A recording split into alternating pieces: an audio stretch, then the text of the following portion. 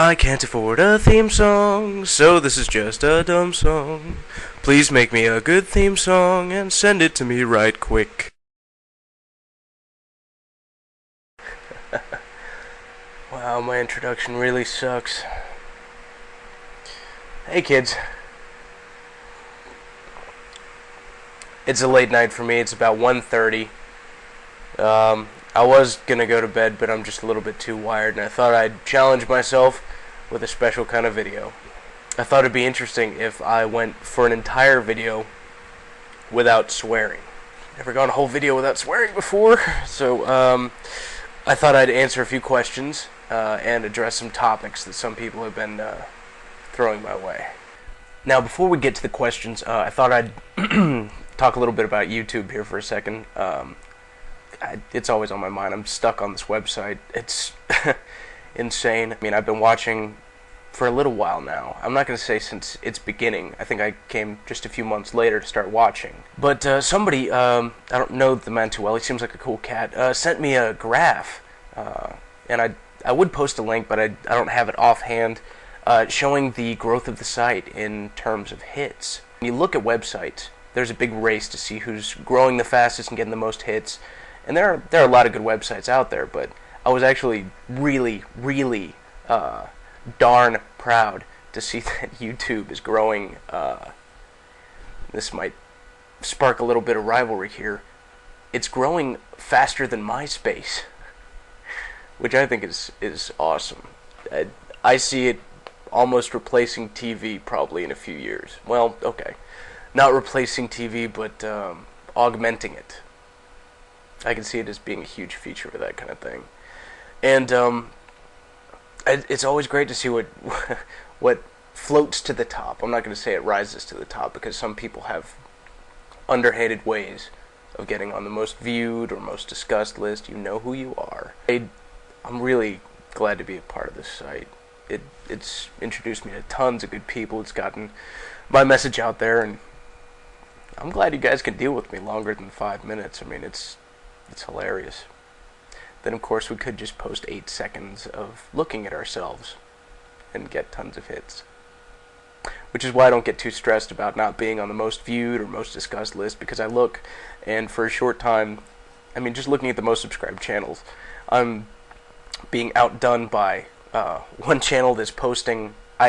When I looked at it, it was only 2 videos of some guy yelling at another guy on a bus in another language, and videos of a puppy or a pug. You know what I'm talking about. If you're savvy to the YouTube thing, you know what I'm talking about. So anyway, let's get on with the questions. Okay, this one's from KTEMCGREG. Usernames are obviously not meant to be pronounced, but then again, a lot of people don't know how to pronounce mine. I'm not going to tell you either. When you're giving your opinion of other people's talent and such, do you feel in any way remorseful that maybe that person took a lot of time, effort, and guts to make their movies that may not be as original as yours? I'm not trying to bust your or anything, so don't take it the wrong way. First off, I miss cussing. I'm not even going to be able to read some of these questions without cussing.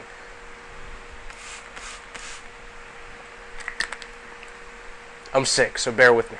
To answer your question, unpronounceable name, no, I don't feel any remorse whatsoever about criticizing, poking fun, or otherwise just goofing on other people's videos, no matter how much time, effort, or guts it took to put them up. And I welcome anybody making fun of, spoofing, or commenting on my videos, because I like it. Feedback is important. Feedback helps you grow as a person, helps you grow as a director or a YouTuber. You know, positive or negative, so long as it's constructive, it's worth something. If somebody tells me that my videos suck and that I should really shorten the introduction and, I don't know, do more shows topless, then I'll take that as constructive criticism. Negative though it may be, it's still helping me out.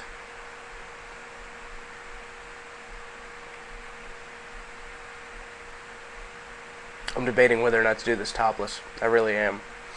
Have I cussed yet? If I have, this is gonna suck.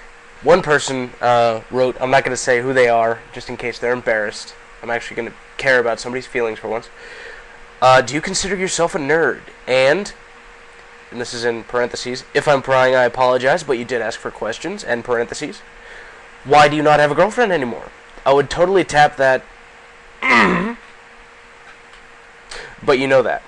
So what sucks about you, or her rather, you are so hot and I want to make out even if you suck. Do you suck?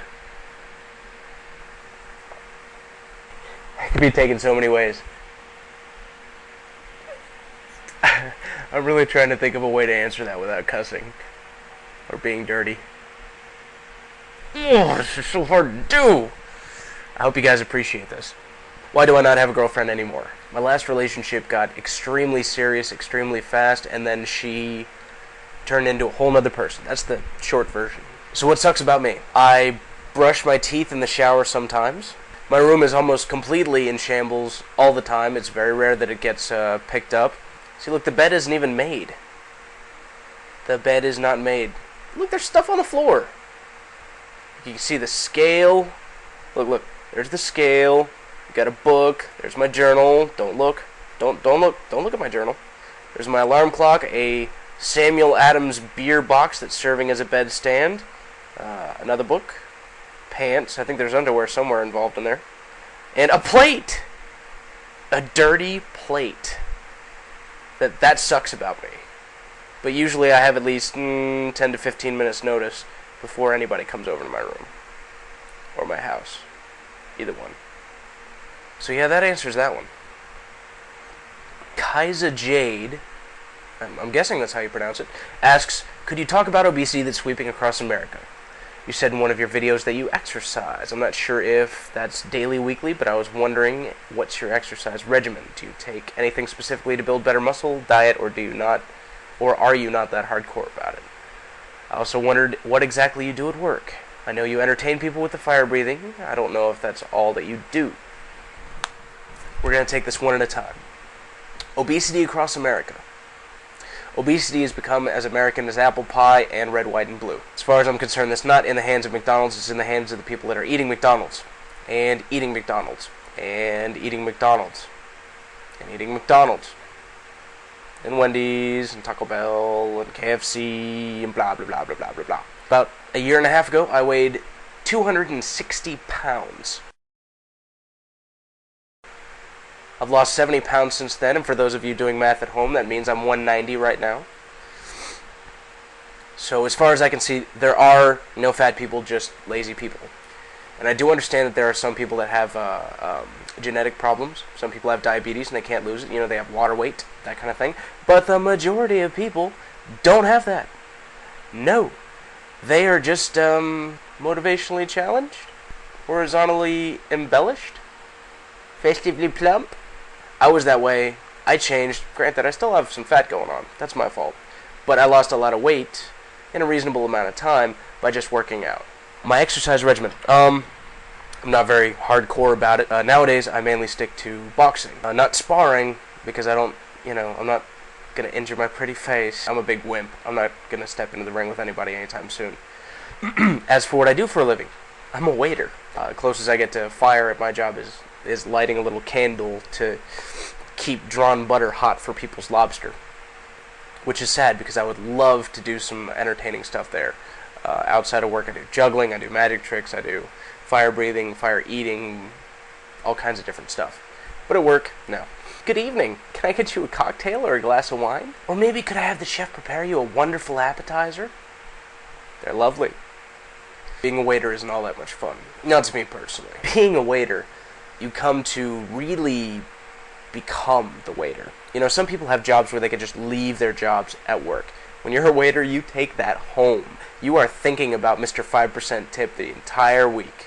I swear to it. It's tragic. So if you guys ever do that to your waiter, we're remembering you.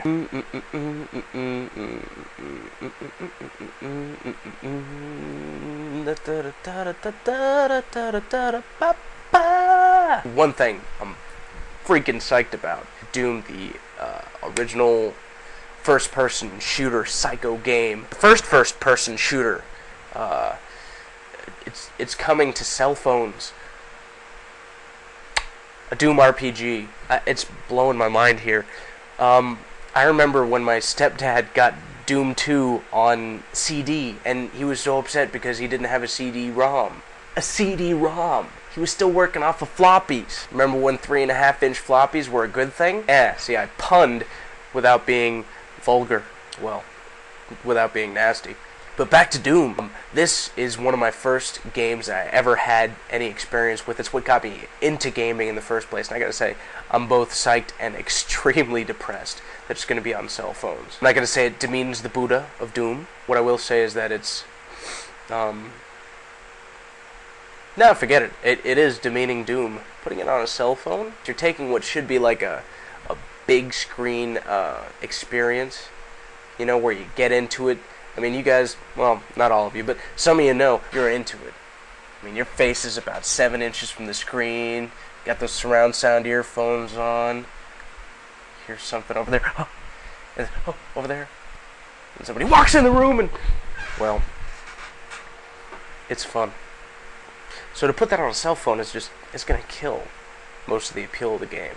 But then again, we've become so inundated with these incredible visuals that to see a pixelated imp or a cyber demon on a cell phone or even on a 19-inch flat screen monitor, it really wouldn't compare. But I'm telling you, man, back in the day, that was scary. I cussed. Dang it. Gosh darn it. Diggity dog. I farkin' cursed. It's alright, I'll bleep over it in post-production. Anyway, I hope you enjoyed this. I'll get back to you later. I gotta get some sleep. I